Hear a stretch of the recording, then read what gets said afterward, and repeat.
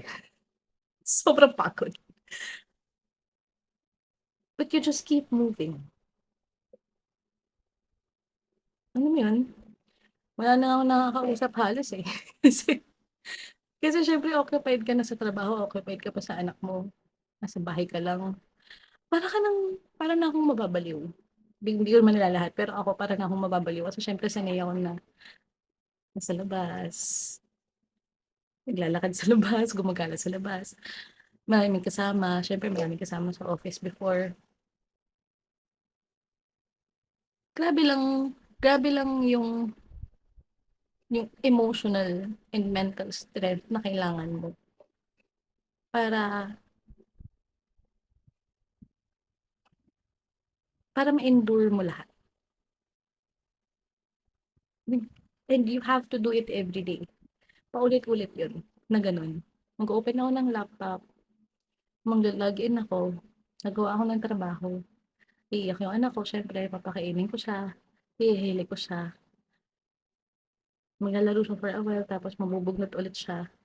So, kailangan ko na naman siya i-entertain, kailangan ko siya ihili ulit, baka puno na yung diaper, baka gutom na ulit, kailangan niyang kumain ng solids, kailangan mo yung i-prepare. Next thing you know, 2:00 na di ka pa nakapagtanghalian. Grabe. Grabe yung mental exhaustion because siyempre gusto kong mag-deliver ng maayos na output sa trabaho, pero hindi ako maka-focus ng sobra. So, yung mga nade-deliver ko talaga ay most of the time, anong tawag dun? Ano lang, maipasa lang. Wait, may tawag dun, eh, mediocre lang. Hindi mo siya sobrang bagsakin, pero it's not the best. Alam ko na meron pa akong maipapasang the best, pero hindi ko magawa because kailangan din ako ng anak ko. So, ayun lang, gusto ko lang mag-rant.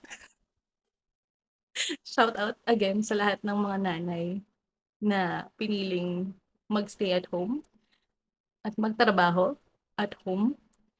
Bukod pa yun sa pagiging nanay niyo, na isa ng trabaho talaga in itself. Grabe, gusto ko ng yumaman.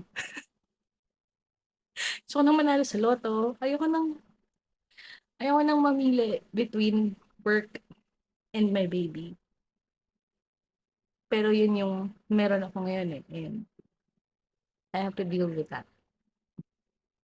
Masaya naman ako, I guess pagod lang. Yun lang.